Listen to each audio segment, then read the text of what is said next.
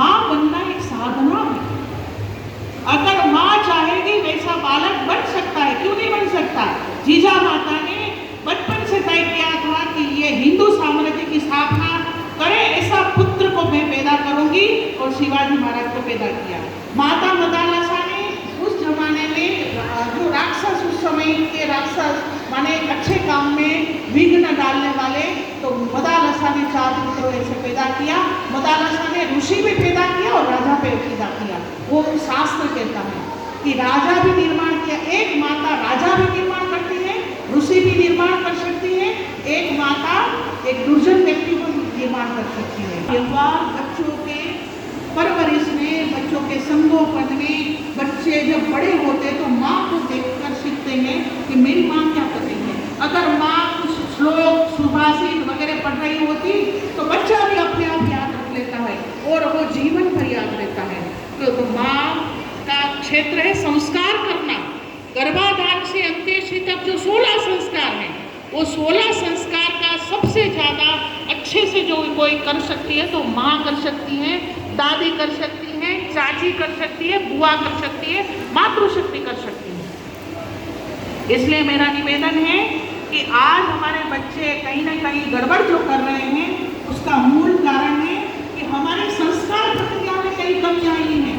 तो कम से कम आज यहाँ से जाकर संकल्प करेंगे कि मैं अपने बच्चे को ऐसा संस्कार दूंगी, ऐसा व्यवहार उनके साथ करूंगी कि मेरा बच्चा अच्छा मनुष्य बने, भारत का अच्छा नागरिक बने। भारत का जो संविधान है उसमें नागरिक, आदर्श नागरिक की जो व्याख्या है, वैसा भारत का नागरिक बनेगा तो समर्थ महिला बनेगी, तो समर्थ भारत बनेगा कि नहीं? अगर महिला सीख जाएगी, पढ़ जाएगी, अपने आप को आगे बढ़ाएगी तो भारत नहीं आगे बढ़ेगा, इसमें कोई शंका ही नहीं है। कोई भी विषय ले लो, कोई भी क्षेत्र ले लो। अभी हम लोग चर्चा कर रहे थे, पुरुष हैं, पिता हैं, वो पैसे कमाते हैं और महिला खर्च करती है। स्वदेशी चीजें लाना या विदेशी चीजें लाना वो महिला का कार्य क्षेत्र है। सब्जी भाजी क्या लाना चाहिए, बच्चे को हैप्पी बर्थडे में क्या देना, तो अधिक से अधिक जब खर्च की पूरी जिम्मेदारी महिला की रहती है तो उसको भी एक दृष्टिकोण देना चाहिए कि पर्यावरण के अनुकूल है क्या। हम कभी कभी प्लास्टिक के खिलौने, प्लास्टिक के सामान पूरा घर भर देते हैं, तो प्लास्टिक तो पर्यावरण को पूरा नुकसान करता है। इसका मतलब हम लोग पैसा देकर प्रदूषण को बढ़ावा दे रहे हैं। तो प्रदूषण बचाने में भी बहुत बड़ी भूमिका मातृशक्ति की है। तो आज से हम तय करेंगे कि मैं अपने घर को पर्यावरण से दूर, पर्यावरण की सुरक्षा करने के लिए घर में ऐसा कोई सामान नहीं लाऊंगी जो पर्यावरण के हित में नहीं है। हम पानी कितना व्यय करते हैं, जल को बचाना देशभक्ति है। समर्थ भारत करना है तो जल को बचाना पड़ेगा।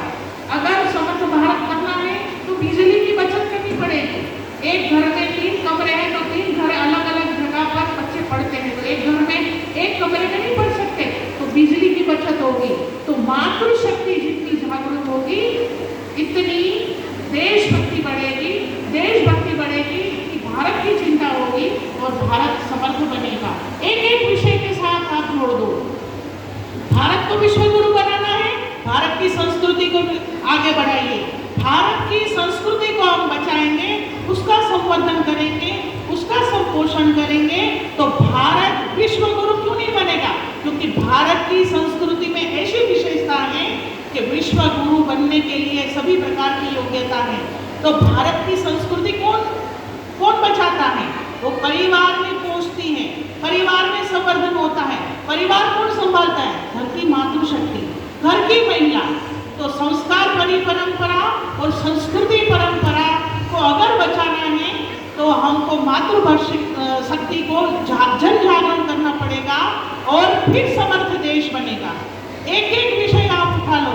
हमारी संतति, माता के हाथ में संतान निर्माण का एक बहुत बड़ा अधिकार है। मेरी संतति कैसी हो सिर्फ अपने लिए विचार करेगी नहीं, मेरे परिवार के लिए, मेरे समाज के लिए, मेरे देश के लिए, देश क्या विश्व के लिए, विश्व मानव भी बन सकते हैं। जो आज हमारे प्रधानमंत्री क्या बन गए हैं? विश्व मानव बन गए हैं। विश्व में उसका सब आदर करते हैं। क्या करते हैं? शांति की बात करते हैं, संस्कृति की बात करते हैं, परंपरा की बात करते हैं। तो हमारा बेटा, हमारी बेटी विश्व मानव बन सकती है क्या?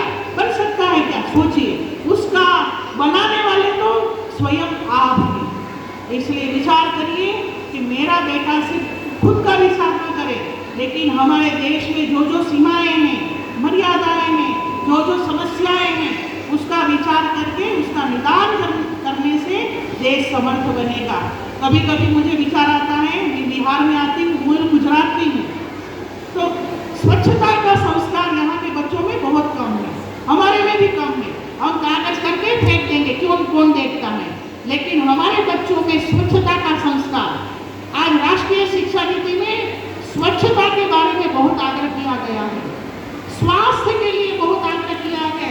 स्वास्थ्य का सीधा विषय मातृशक्ति के साथ जुड़ा है। क्या हम अपने बच्चों को ताजा भोजन बनाने का एक संस्कार कर सकते हैं, आदत बना सकते हैं?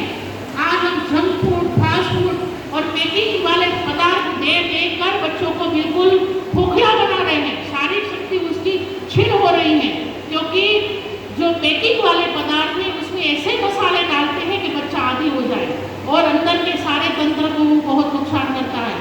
लेकिन माँ पूरे दिन मोबाइल देखेगी तो वो तो पैकेट वाला ही पदार्थ खिलाएगी ना। इसलिए हमारी माँ ने हमको क्या खिलाया है? दाल, चावल, रोटी, सब्जी सब खिलाया है, ताजा घर का भोजन। तो आज हम संकल्प करेंगे कि मैं अपने बच्चे को फास्ट फूड, पैकिंग वाले पदार्थ न खिलाकर घर का ताजा भोजन, सभी प्रकार का भोजन खिलाऊंगी और मेरे बच्चे को स्वस्थ बनाऊंगी। ये शिक्षा है, ये शिक्षा घर में होती है। एक दो बात और, थोड़ा बातें शुरू हो गई है बीच बीच में। एक बात और, हमारे बच्चों की आदतें क्या क्या है?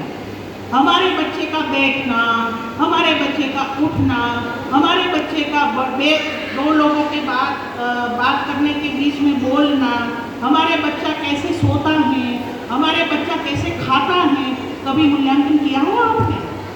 आज सारे आयुर्वेद आचार्य कहते हैं कि चबा चबा कर खाओ। हमारा बच्चा 2 कोर में 1 रोटी खा जाता है, तो हम क्या नहीं कह सकते हैं कि धीरे धीरे खाओ? हमारा अधिकार है, हम शिक्षिका के नाते उनको सिखाएं, आप भी ऐसे खुद खाइए। हम कभी कभी बिहार में तो इतनी थाली भर के चावल खाते हैं, तो ऐसे चावल पूरा कोर निगल देते हैं, तो क्या होगा स्वास्थ्य का? तो खाने का संस्कार जैसा बचपन में होगा वैसे बड़े होकर तो माँ का काम है खाया कैसे जाता है। सभी प्रकार की हरी सब्जी खानी चाहिए, क्योंकि शरीर जैसा खाते हैं वैसे मन, विचार, बुद्धि, या बड़े बड़े विद्वान लोग बैठे हैं, हाँ, वो हमेशा स्वीकार करेंगे कि अंदर चित्त पर भी संस्कार करना है तो सबसे ज्यादा प्रभाव भोजन का होता है। तो सबको मैं आग्रह करती हूँ तो अपनी भोजन, अपनी रसोई कैसी है, खान पान कैसा है, विरुद्ध आहार ना खाए, जो खाना चाहिए वही खाए। बच्चा थोड़ा नखरा करेगा, लौकी है ऐसा खाया जाता है क्या? हम नहीं खाएंगे, करेला है नहीं खाएंगे, लेकिन सारी चीजें माँ खाएगी तो बच्चा भी खाएगा। पीछे क्या है, कुछ गड़बड़ है क्या? हमें कि आप अपने बच्चों को क्या खिलाना, क्या पिलाना, वो आप अपने कंट्रोल में रखिए। एक आध बार महीने में आपने एक आध चिप्स दे दी तो नुकसान नहीं है, लेकिन रोज एक चिप्स खिलाना नुकसान। कुरकुरे हमारे बच्चे खाते ही रहते हैं। जब समय होता है 12:30 भोजन का समय होता है 1 बजे का, उसके पहले बच्चा कुछ ना कुछ पैकेट खा लेता है। हमारे पास आजकल पैसे भी बहुत आ गए हैं ना, इसलिए हम कुछ भी खिलाते हैं। एक सबसे बड़ी चौंकाने वाली बात, एक सर्वे ऐसा हुआ है कि 3 साल का बच्चा मोबाइल देखते देखते खाता है, 1 साल का बच्चा मोबाइल देखते देखते दूध पीता है। ये चिंताजनक विषय है कि नहीं? ये संस्कार तो मोबाइल में जो दिख रहा है वही अंदर जा रहा है। तो कहने का मतलब ये है, मैं अपना पूरा करती हूँ क्योंकि शायद आप नहीं सुनना चाहते। कहने का मतलब ये है कि हम लोग बच्चों की एक एक गतिविधियों में सोचें कि सही अर्थों में मेरी भूमिका एक माँ के नाते कैसे होनी चाहिए, मेरा बच्चा कैसा होगा आगे जाकर अगर मैं ऐसा करूँगी तो। टीवी चालू है, परिवार खाना खा रहे, कुछ एक दूसरे के साथ बोल नहीं रहे, सीरियल चल रही है, तो सीरियल के संस्कार अंदर जा रहे हैं आपके सारे, जो घर उड़वाने के लिए सारी सीरियल शुरू हुई है आजकल। उसमें फोकस यही रहता है साथ इसके साथ सीरियल आप सब देखते हैं, मैं तो नहीं देखती कभी, लेकिन उसका मुख्य विषय यही रहता है। तो घर में भी ऐसा होता है, शंका कुशंका श्रद्धा विश्वास नाम की कोई चीज ही नहीं, परिवार में एक साथ बैठे हैं, एक खून के लोग हैं हम लोग, तो भी झगड़े एक दूसरे पर अश्रद्धा, ये आज सीरियलों ने बहुत बड़ा रोल हमारे घर में निभाया है। तो मेरा ऐसा कम से कम भोजन के समय हम टीवी मोबाइल वगैरह कभी चालू न करके प्रेम से स्नेहपूर्ण आनंद से भोजन करने का एक वातावरण बनाइए। इस भोजन एक बहुत बड़ा संस्कार हमारे शास्त्रों ने माना है। तो एक निवेदन ये है, और दूसरा निवेदन